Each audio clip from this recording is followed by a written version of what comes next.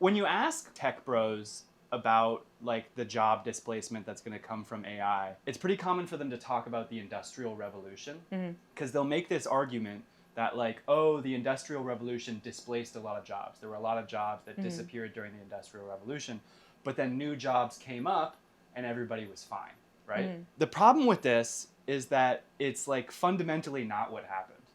So Mark Andreessen is one of the most famous and successful venture capitalists ever. He's a billionaire. I'm just gonna be you. Just so everybody knows, when it's beeped, if it's beeped, that means that CJ said something that was, you can imagine. I'm like, like when politicians keep saying the same thing over and over in a press conference because that's the one soundbite they want them to include. That's just me with like. Whenever it's beeped, CJ was quoting Lenin. So my king. But basically, he wrote this article about what's going to happen to the economy when AI happens, right? And what he said was that every time a major technology has been introduced to the world, people have always been like, oh, this is going to destroy the economy. And he specifically cited this group of people called the Luddites. Have you heard of the Luddites? Have you heard the word Luddite before? Yeah. And so it's people now that use flip phones. Yeah, it's a word that's used to mean people who hate technology, but they were actually historically a group of people. And it's funny that he specifically references the Luddites because the Luddites are actually, they prove the opposite of what he's saying. They were basically people who performed skilled tasks before factories existed. And then machines got invented and all of their jobs essentially disappeared because you could use a machine to do what they were doing 10 times as fast, right? And so they formed these groups where they would go, you're going to love this. They would go... Did they do property destruction? They would go into these factories and they would smash the new equipment with sledgehammers. And the sledgehammers that they used they specifically chose sledgehammers that were made by this guy, Enoch Taylor, who was the guy who built the machines. That rips. So they used the things that he was making to destroy the things that he was making. I just got chills. And while they were doing it, they chanted, Enoch made them and Enoch will break them, to mock him, like to make fun of this guy. Wow. And so this is like a really clear example of people who their lives were essentially destroyed by technological process. You've heard of the word Luddite before, though, right? You said that they were people who don't like cell phones. Flip phones. And that's because this group has essentially been smeared historically. So they've been made to seem like they were just anti-progress, like they hated technology, right? Yeah. But in reality, it was an economic thing. It wasn't that they were anti-tech, they were anti-being displaced by tech, right? So before they started smashing all these machines, they actually petitioned the government. They basically just wanted certain changes to be made in the law. The most prominent thing was that they proposed a tax on the new machines. Notice how none of these worked as well as breaking shit with hammers.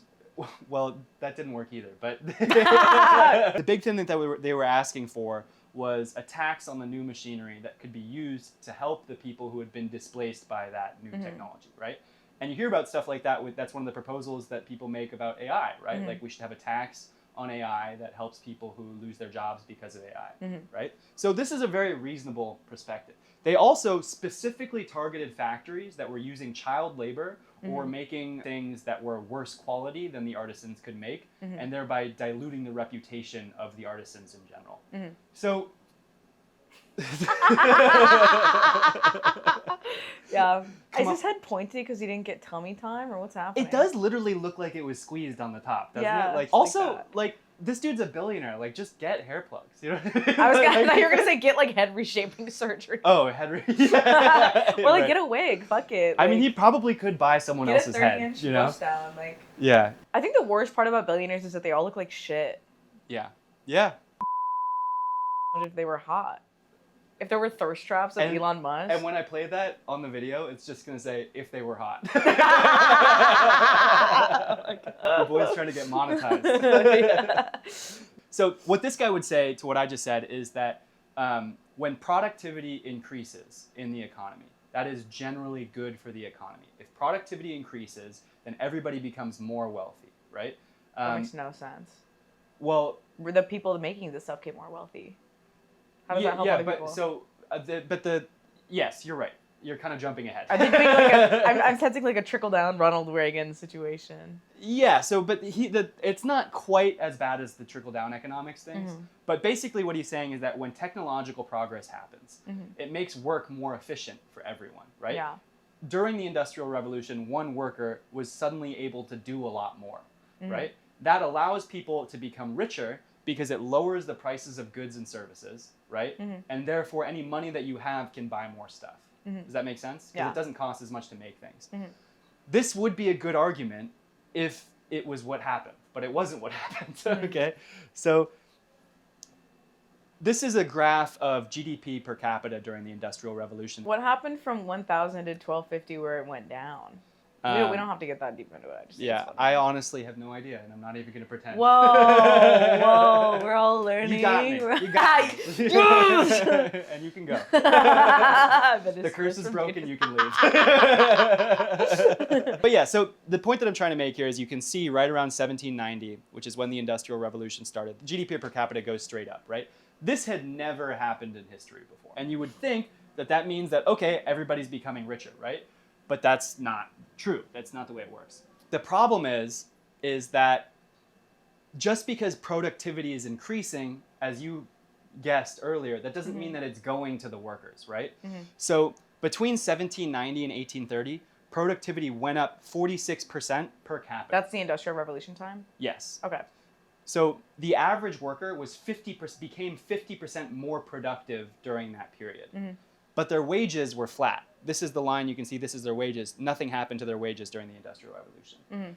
All of the gains from the Industrial Revolution went to the owners of capital, the rich people, basically. Factory owners. In the revolution. Yeah, and once again, that's going to be a beep, but that's just you're just going to hear in the revolution. But yeah, so you could see here, I mean, this is obvious. And you might have guessed this because this is something that's happening today, right? Workers are becoming more productive, but we're not seeing any of the returns on our labor. And in fact, there were actually really terrible outcomes for people who were taking part in the Industrial Revolution, the workers, right? So they had, at the end of the Industrial Revolution, they were working 40% more hours, but their wages were flat. So they weren't making any more money. So they were making less per hour. And also their life expectancy was cut in half. So in industrial cities like Manchester or Liverpool, the average life expectancy for people in those cities was between 15 and 19.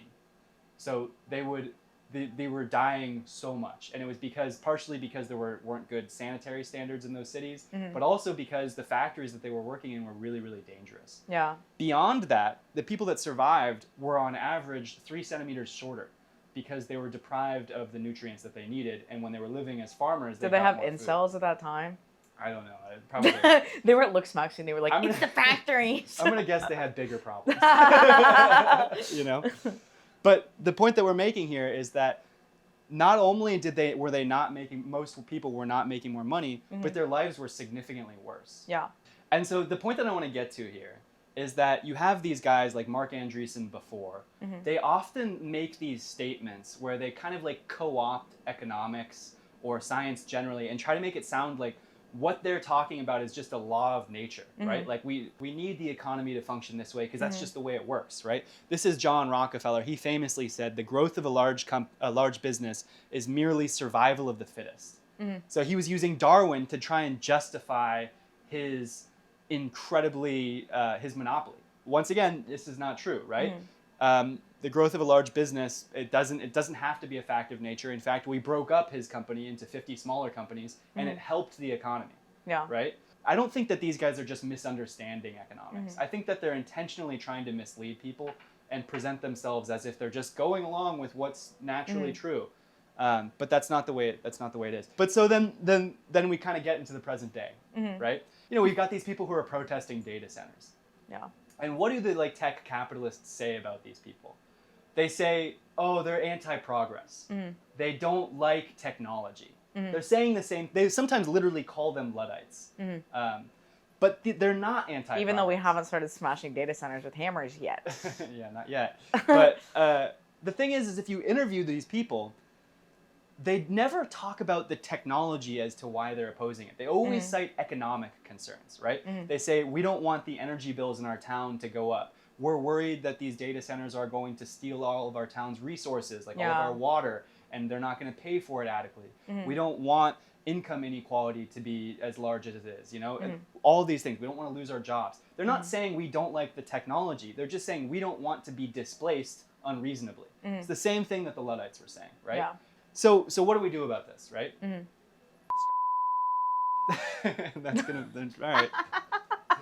You're so over this. They know what, it's just more work for me, but I want one. Give me one. You can bleep it, but I want one in there. the funny thing is like there's this sort of unproductive thing where it's like people are either like AI is going to save us or AI is going to destroy the world. Mm-hmm. But that's not really the thing that we should talk about. What we should be talking about is what do we want the world to look like, Mm-hmm. and how can we use these tools that we have to make the world look that way, Mm-hmm. right? And the way that we do that is by essentially using the government and the democratic processes that we have to regulate AI. Mm-hmm. Silicon Valley will say like, oh, we can't regulate AI because China will beat us or whatever, but it's just Mm-hmm. fear mongering, right? Yeah. There's a famous economist who said that if China didn't exist, Silicon Valley would have had to invent it because they need it as an excuse, Yeah. right? So these are I bet they also need Asian girlfriends. Yeah, that can stay in. That can stay in. Don't, please That's don't. that's gonna stay in. I do like that. Shout out to Priscilla Chan. But You think Asian women are gonna get mad at me? no, they're Okay. too focused on getting white boyfriends. There's this group called the Political Integrity Project. In the past, they've gotten a bunch of politicians, over 150 people who are running for Congress, some of the people who are in Congress, some senators to agree to campaign finance reforms. Yeah. And they're starting doing the same thing for AI.